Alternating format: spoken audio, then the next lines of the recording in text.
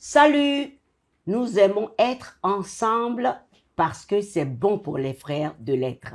Et au Club 700, c'est ce que nous faisons. Alors, merci de nous retrouver. Si vous avez passé une bonne matinée ou pas une bonne soirée, eh bien, regardez cette émission et prenez des forces. Salut, pasteur. Je réponds avec tout cœur à ton salut. Merci, Massi. Merci. Voilà. Et aussi à tous nos amis, je dis bonjour à nos téléspectateurs. Et je vous invite encore à nous envoyer vos témoignages. Certainement, le Seigneur vous a béni quelque part. Vous ne pouvez pas garder ça pour vous. Bénissez aussi les autres, car le Seigneur est là. Eh bien, aujourd'hui, nous allons commencer par l'histoire de Michael ou bien Michel, qui ne voulait rien, mais alors rien du tout. Il voulait rien avoir avec la religion, avec tout ce qui a à voir avec Dieu, ni ses pratiques. Mais un jour, un seul, il a réalisé quelque chose de formidable. Suivez. Je me souviens, je suis passé devant la cellule de mon père, il avait la tête dans les mains. Il priait. C'était difficile pour Michael Lombardo de voir son père derrière les barreaux. Surtout qu'il était là à cause de lui. En moi-même, je me disais, je suis un monstre. Dernier de 4 enfants, Michael grandit dans un foyer chrétien très uni d'ouvriers du New Jersey. La vie se passait plutôt bien, jusqu'à ce que Michael devienne ado. J'ai rejoint une bande d'amis et on passait notre temps à boire et à faire la fête. J'aimais ce style de vie. Je faisais partie d'un groupe de punk rock et on voyageait un peu dans le New Jersey pour donner des spectacles.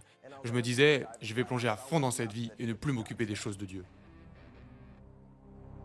Michael disparaissait souvent pendant des jours.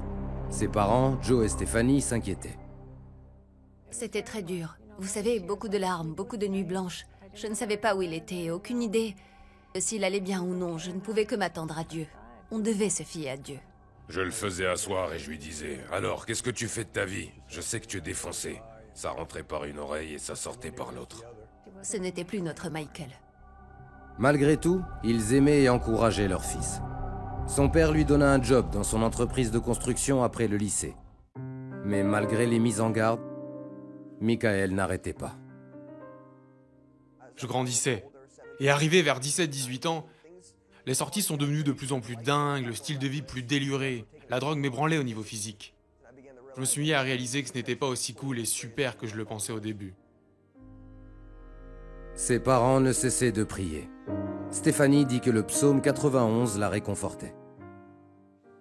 Je n'arrêtais pas de pleurer. Mais il faut essuyer ses larmes et se mettre à proclamer la parole de Dieu.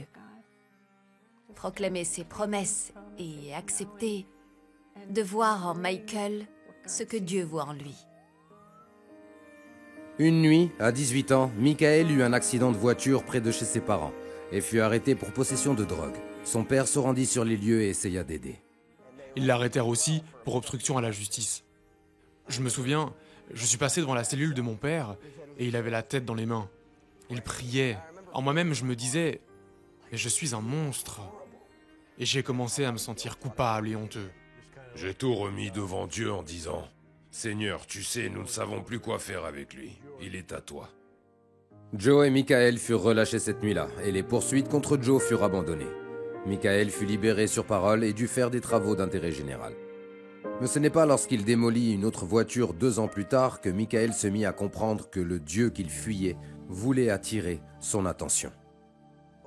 Les 2 fois, je n'avais pas mis ma ceinture et les voitures étaient complètement pliées. Je savais dans mon cœur que c'était Dieu. Le fait que je n'ai pas de blessure grave, vous voyez, le fait que je ne sois pas mort, c'était Dieu. Michael savait qu'il était temps de changer, mais ce n'était pas si simple. J'avais des pensées suicidaires, je suis tombé en dépression. J'ai tout essayé pour retrouver la joie en puisant dans mes propres forces. J'ai essayé plus de drogue, d'autres relations, je me suis noyé dans la musique. À chaque fois que j'obtenais ce que je voulais, je me retrouvais toujours vide, brisé, malheureux. Et j'en suis arrivé au point de me dire, je ne peux pas m'en sortir par moi-même. Ou je meurs, ou j'en appelle à Jésus. Et je verrai s'il est bien comme les gens le disent. À 20 ans, il décida qu'il était temps d'arrêter de fuir. Je suis allé dans ma chambre et j'ai ouvert la Bible que ma sœur m'avait donnée. C'est comme si les mots bondissaient des pages. Je savais que c'était Dieu. J'avais le cœur brisé, j'ai juste crié à Jésus, « Si tu es celui qu'ils disent, j'ai besoin de toi. » À cet instant, c'était comme si toute l'atmosphère de la pièce se transformait. Son amour se déversa dans mon cœur. C'était très tangible. La peur, la dépression, le sentiment d'impuissance, tout s'évaporait. Je me suis dit, c'est mieux que la drogue. Je me souviens avoir entendu la voix du Seigneur très clairement pour la première fois. Mon fils, j'ai des projets pour ta vie. Michael était trop impatient d'annoncer à ses parents qu'il avait donné sa vie au Christ. Il m'a dit qu'il avait fait une rencontre incroyable avec Dieu. Et je me suis mise à pleurer. J'étais tellement heureuse. C'était merveilleux, vous savez. Dieu avait répondu à toutes nos prières. En moi-même, je me sentais bondir dans tous les sens. Je savais que Dieu allait l'utiliser. Michael dit que par la puissance de Dieu, il a pu purifier tous les domaines de sa vie. Puis en 2012, il sortit diplômé de l'Institut Christ pour les Nations et partit comme missionnaire à l'étranger. C'est là qu'il rencontra sa femme, Célina. Ils servent toujours dans le ministère et élèvent ensemble leurs enfants. J'avais toujours cru que Dieu, c'était obéir à des règles ou des rituels religieux. Mais non, il s'agit d'entrer dans une relation dynamique avec un Père qui vous aime à travers son Fils Jésus-Christ. Ne baissez pas les bras pour vos bien-aimés. Parce que Dieu voit chaque larme. Il voit, il entend vos prières. Avec Dieu, tout est possible. Quelle que soit la noirceur ou le mal que vous vous êtes infligé dans la vie, il est là et sera toujours là pour vous. Quel Dieu d'amour et patient surtout. Malgré la rébellion de Michael, qui était très fâché avec Dieu, mais à cause de ses propres mauvais choix, Dieu s'est quand même fait entendre en l'appelant mon enfant. Ça, c'est la voie d'amour, Massi. Oui. Et c'est là où on trouve l'amour inconditionnel de Dieu. Absolument. C'est-à-dire, c'est pas nos réactions, c'est pas les attitudes que nous affichons très souvent vis-à-vis de lui qui déterminent ce qu'il va faire pour nous. Oui. Et là, on ne le comprendra jamais. Nous sommes très souvent piégés, Massi, et je le dis à moi-même et à nous tous, Oui. que nous avons beaucoup de revendications légitimes. Et nous pensons que cela nous donne droit à exiger que Dieu fasse ceci. Maintenant. Et tout de suite. Voilà, alors à ce moment-là, on devient rebelle, on veut plus rien écouter. Il ne nous aime pas. Il ne nous aime pas, on commence à le qualifier de tous les noms. Les amis, ne faites pas cette erreur, s'il vous plaît. Vous savez, c'est dans le calme de soi-même qu'on peut entendre Dieu. Ne nous quittez pas. À tout de suite.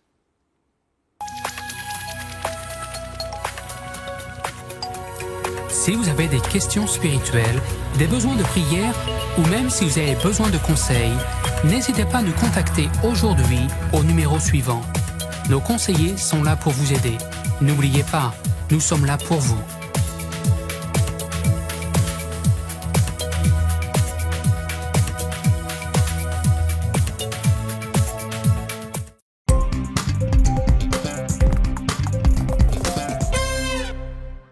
Toujours bienvenue au Club 700. Cette fois-ci, c'est pour écouter notre ami de toujours, Charlemagne Sobia. Vous savez, il est auteur de 5 livres sur le mariage. Ici, il partage avec Massi quelques témoignages des téléspectateurs. Vraiment émouvants. Suivez.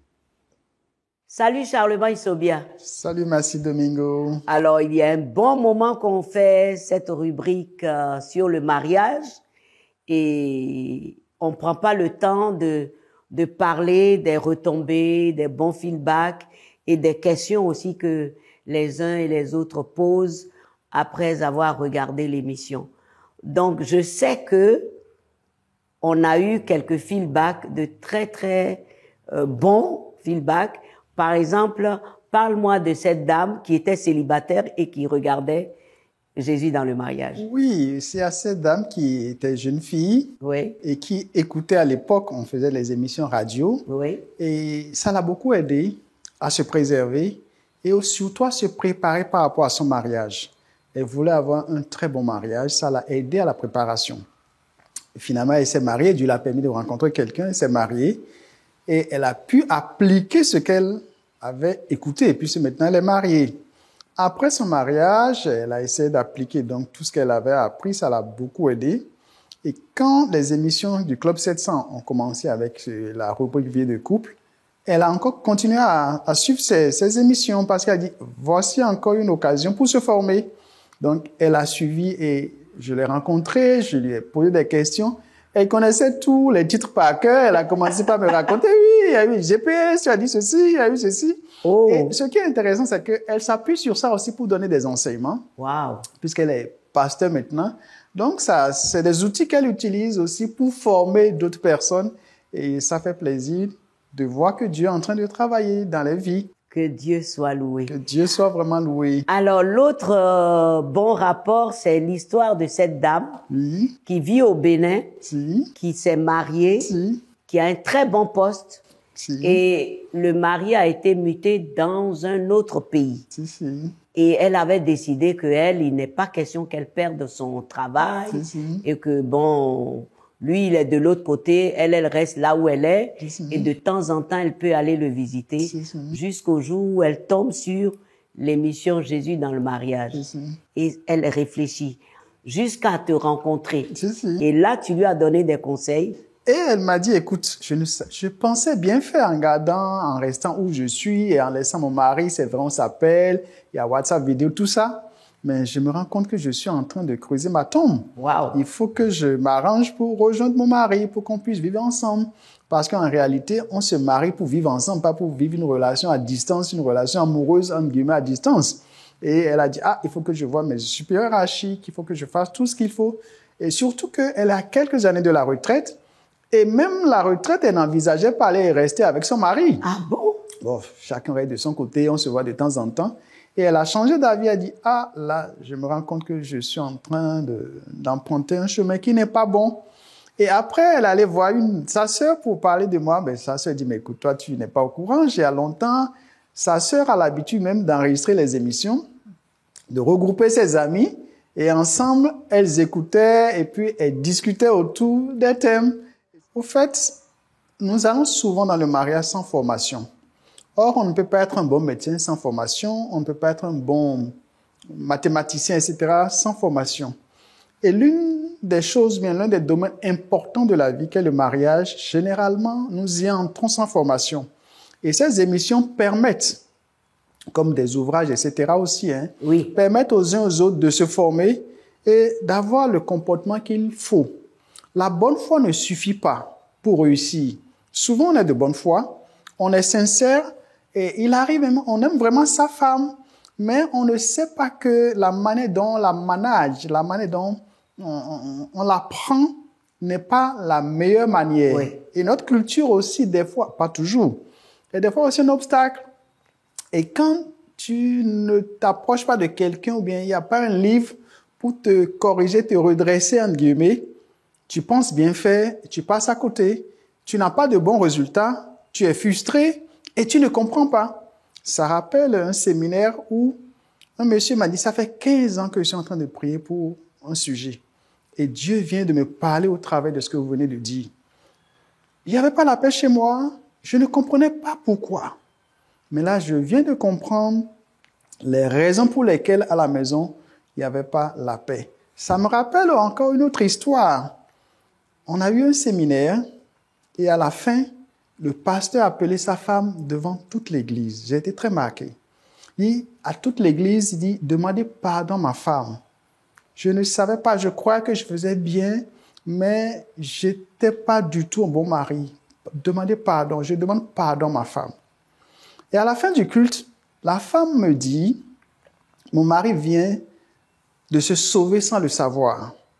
J'avais pris déjà la décision, j'avais loué déjà une maison et j'attendais la fin du séminaire pour prendre un bagage pour quitter la maison.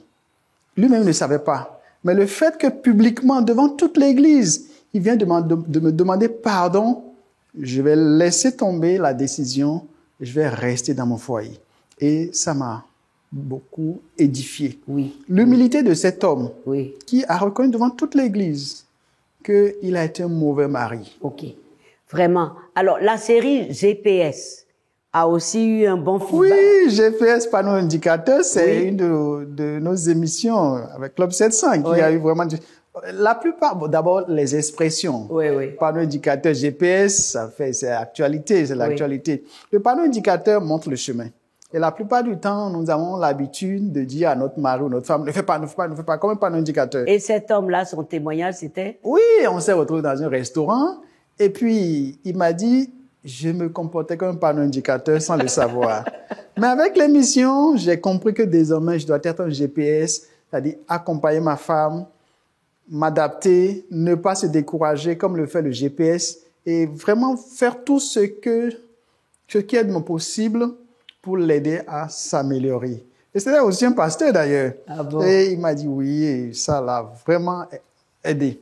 Alors, Charlemagne, Oui. on a aussi des problèmes qui ne sont pas faciles à résoudre. Si. Comme ce couple, marié depuis quelques années, 4 enfants, où le monsieur, ne voulant plus de sa femme, a préféré les empoisonner, mais ça n'a pas marché. Qu'est-ce qu'on peut dire à ce genre de personnes? Oui, elle nous a contactés. La chose simple, évidente, il faut fuir. C'est vrai qu'on ne peut pas encourager le divorce. Oui. Mais si votre vie est en danger, il faut partir. Parce que il faut pas se faire tuer. Et on a eu cet exemple où le monsieur, dans un premier temps, il était au volant et il a balancé devant un camion. On croit que c'était un accident de circulation. La femme a eu quelques blessures. Bref, 2 ans après, il a poignardé. Oh là. Donc, dans les deux sens, votre vie est vraiment en danger, parce que ça peut être un malade qui est en face de vous. Oui. Donc, si vous restez au nom de je ne sais pas, mais c'est des fois trop tard. Donc, il y a des situations lorsque votre vie est en danger. Lorsqu'il est très violent, ou bien le cas d'empoisonnement, Oui. il n'y a pas à réfléchir. Il faut partir de la maison. Très bien. Les amis, merci beaucoup Charlemagne. Je rappelle qu'il est écrivain, il a plusieurs livres et un dernier vient de sortir. Nous aurons l'occasion de vous le montrer. Donc, continuez à nous suivre et puis n'hésitez surtout pas à envoyer vos questions. Charlemagne va répondre. Que Dieu vous bénisse et heureux mariage.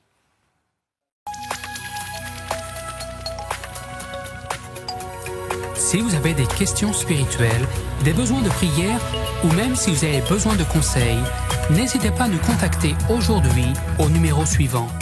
Nos conseillers sont là pour vous aider. N'oubliez pas, nous sommes là pour vous.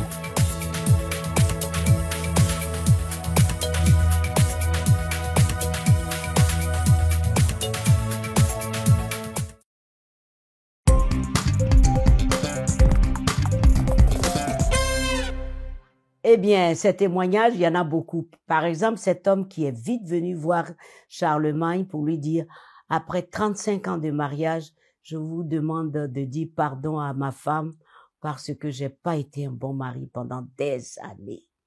Et la femme a dit, mais c'est grâce à ça que je suis devenu chrétien. Donc, gloire à Dieu. Oh, c'est tellement bien d'avoir ces témoignages. Voici maintenant le pasteur avec la parole de Dieu. C'est toujours un plaisir d'être avec vous au Club 700. Voir Jésus et vivre. Vous savez, un événement se passait au ciel et il fut accordé à Ésaïe le prophète de voir ce qui se passe autour du trône de Dieu. C'est dans Ésaïe 6.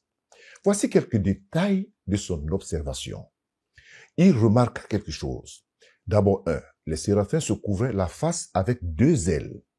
Qu'est-ce que cela signifie? Tout simplement la marque de l'humilité. Ensuite, ils se couvraient aussi les pieds. Qu'est-ce que cela veut dire? Cela parle de la pureté. Ensuite, ils utilisaient les 2 autres ailes pour voler. Et là, qu'est-ce que cela signifie? Tout simplement la louange et l'adoration au Seigneur Dieu Tout-Puissant. Et nous pouvons dire, nous tous, vous et moi, Alléluia, n'est-ce pas? Mais pourquoi ils se couvraient d'abord la face? C'est la bonne question. Ils étaient conscients que Ésaïe les regardait. Aussi, ils ne voulaient pas distraire Ésaïe de la vision principale. Oui, il y a une vision principale dans la vie de chacun de nous. Et c'est Dieu, assis sur son trône. Et je dis encore Alléluia. Aussi, le message qu'il nous faut comprendre dans tout ceci, c'est que Jésus seul est le centre d'intérêt de chaque serviteur de Dieu, commençant par moi et Massi. Que Jésus seul est la source et le sujet de chaque miracle qui se passe dans la vie de personne. Et c'est ce que nous disons ici dans le Club 700. Qu'il est la substance de chaque délivrance et guérison. Alléluia. La lumière qui vient de la croix du calvaire ne sert pas de feu de rampe aux prédicateurs que nous sommes, car Jésus n'est pas mort sur cette croix pour donner une carrière au pasteur Kofi ou à quelqu'un d'autre quelque part, ni aux évangélistes. Non, non. Il est mort pour le salut de ceux-là qui sont perdus. Aussi, nous devons savoir une chose. Si nous voulons servir Dieu, oui, de façon parfaite, il faut retenir bien des choses. Nous devons apprendre à cacher nos visages, tout simplement en désignant toujours le Seigneur Jésus. C'est lui. Je veux t'inviter à prier avec moi, s'il te plaît. Parce que l'orgueil dans la vie fait perdre l'onction. Seigneur Jésus, je comprends que c'est toi qui es le centre d'intérêt de ma vie. Et en ce moment même, je te donne ma vie, je t'ouvre la porte de mon cœur et je demande pardon, Seigneur. Je te reçois comme mon Seigneur et comme mon sauveur personnel. Merci Jésus d'écouter ma prière. Amen et Amen. Vous savez les amis, c'est la plus petite prière, mais elle est tellement importante devant Dieu, surtout lorsqu'elle vient d'un cœur sincère. Soyez bénis et soyez bénis vraiment. Merci. Vraiment, j'invite tout le monde à se plonger dans la parole de Dieu pour se recentrer et se recadrer. Vraiment, c'est important. Envoyez-nous vos requêtes de prière quand vous écoutez ce genre de prédication. Sachez que Jésus est à l'écoute. Maintenant, je vous amène au Burundi pour voir comment Willy était si désespéré, car à cause d'un accident de voiture, on devait lui couper la jambe. Triste, n'est-ce pas? Regardez. Plutôt que de voir mon fils sans jambes. Ma jambe me faisait si mal, j'ai prié Dieu de me soulager de ma douleur. La famille se rendit ensuite à l'hôpital Hope de Kimbouye, où y travaillent certains des meilleurs médecins de la région. Au lieu d'amputer sa jambe, ils insérèrent une tige dans l'os. Opération Bénédiction paya pour l'opération. Ici, au Burundi, si Willy avait 5 ans ou moins, le gouvernement aurait payé l'entité de ses soins médicaux. Mais comme il a 6 ans, ses parents doivent tout payer de leur poche. Le coût total pour les soins médicaux et le transport s'élève à $70. Et ils ont dû prendre un crédit qu'ils doivent rembourser entre 6 mois et 1 an. Nous sommes fermiers et vivons de notre ferme. Nous n'avons pas eu d'autre choix que de prendre cet emprunt. Willy n'aurait pas eu une vie normale sans cette chirurgie. Quand nous avons découvert que la famille s'était endettée pour l'opération de Willy, nous avons pris ses frais à notre charge. Que Dieu vous bénisse de nous avoir aidés. C'est vraiment un miracle. En l'espace de quelques mois seulement, Willy put se rétablir complètement. Ma jambe est à nouveau forte. Je peux marcher, courir, jouer et même danser maintenant. Merci d'avoir soigné ma jambe. Je me sens tellement mieux. Que Dieu vous bénisse pour ce que vous avez fait pour moi. Un vrai miracle grâce à Jésus-Christ.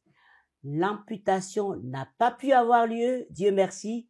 Obi a payé le voyage de ce garçon jusqu'au lieu de l'opération. Les bienfaiteurs ne manquent pas, Massi. Et cela grâce à tous les donateurs tous les qui ont donateurs, contribué. oui. Et il est heureux aujourd'hui, il peut oui. marcher sans problème. L'appel reste et la porte reste ouverte Oui, à d'autres encore oui. de se joindre à la chaîne d'amour pour exprimer notre gratitude et notre amour pour soutenir les uns et les autres. Oui, comme les Willy. C'est formidable. C'est formidable. Ok, pasteur, tu sais que tu as beaucoup de travail. Michael est quelque part et il va te poser des questions. Donc, il faut t'apprêter. Ok. Michael, à toi. Salut Massi, salut pasteur. Comme d'habitude, les téléspectateurs ont, n'est-ce pas, des questions à vous poser. La première question est la suivante. Bonjour pasteur. Lors de nos rencontres de prière, j'entends souvent les gens dire que là où 2 ou 3 sont réunis en ton nom, tu es parmi eux. J'aimerais savoir, pasteur, si lorsque l'on prie seul, Dieu n'est pas avec nous. C'est très bien. Non, lorsqu'on prie seul, Dieu est avec nous. Il est parmi nous. Cette parole du Seigneur, ou bien ce que la personne pose comme question, lorsque 2 ou 3 sont réunis ensemble, ça explique quelque chose d'autre. On parle de la communion ici de la prière ensemble. Prier seul ne veut pas dire que Dieu n'est pas présent lorsque tu pries seul. Non. Là, c'est ton intimité avec Dieu. De même que vous êtes ensemble, 2 ou 3, réunis au nom du Seigneur, il est là. De même tu es seul, il est là. Donc, chaque chose est dans son couloir. Faut le savoir. Il faut pas penser que lorsque tu pries seul, parce que tu as entendu dire que le Seigneur est là parce que nous sommes à 2 ou à 3, comme dit la Bible. Non, mais lorsque tu es seul, tu pries. Et Dieu, le même Dieu est toujours là. Donc, c'est très important de faire la différence ou de savoir que chaque chose doit être dans son couloir. Prier seul n'exclut pas la présence de Dieu. Prier avec 2 ou 3 personnes ou même dans une église n'exclut pas non plus la présence de Dieu. C'est important, Michael. Merci, pasteur, pour ces réponses pistes. La deuxième question est celle-ci. Peut-on se lancer dans l'évangélisation si l'on n'appartient pas à une assemblée? Oui, mais tout dépend du motif, Michael, aussi. Là aussi, tout dépend du motif. Alors, si je me lance à l'évangélisation sans appartenir dans une assemblée parce que je me suis rébellé, alors mon évangélisation aussi risque d'être une rébellion. Parce que si le motif n'est pas bien, c'est pas non plus bien. Parce que après, lorsque tu vas évangéliser ces personnes, il faut bien les conduire quelque part. Il faut que ces personnes intègrent une église. Si toi, tu as déjà des problèmes avec l'église, trouvant que c'est pas normal d'aller à l'église, qu'est-ce que tu vas faire de ces personnes? Il faut bien que les gens aient une communion fraternelle. Donc, tout parle du motif. Mais si tu ne connais pas où aller, tu es dans un pays où il n'y a pas d'église, ça ne t'empêche pas d'évangéliser, il faut évangéliser. Et tout d'abord, l'évangélisation, c'est un ordre, c'est notre mission. Que tu ailles dans une église ou pas, il faut évangéliser pour conduire les gens au Seigneur. Ça, c'est très important. Donc, je crois que j'essaie de donner quand même ces réponses pour que les gens puissent avoir des couloirs de comprendre ce que je veux dire, Michael. C'est très important. Encore une fois, merci pasteur pour ces réponses. À toi, Massy. Merci aussi, Michael. Je remercie tous les téléspectateurs. Notre émission s'achève. Rendez-vous sur les autres chaînes, mais je vous prie de continuer sur YouTube pour voir nos émissions, surtout pour les enfants Superbook. Et n'oubliez pas que c'est très important de faire voir les enfants. C'est très important. Alors aujourd'hui, je vous laisse avec cette parole dans 3 Jean qui dit « Bien-aimés, n'imitez pas le mal, mais le bien, car celui qui fait le bien est de Dieu. Celui qui fait le mal n'a point vu Dieu. » Méditons ensemble cette parole et pensons que Christ nous regarde et qu'il revient bientôt et nous devons nous apprêter positivement. Vraiment, pasteur? Tout le plaisir est merci. Content? Oui, tout à fait. Alors, à très bientôt et restez bénis.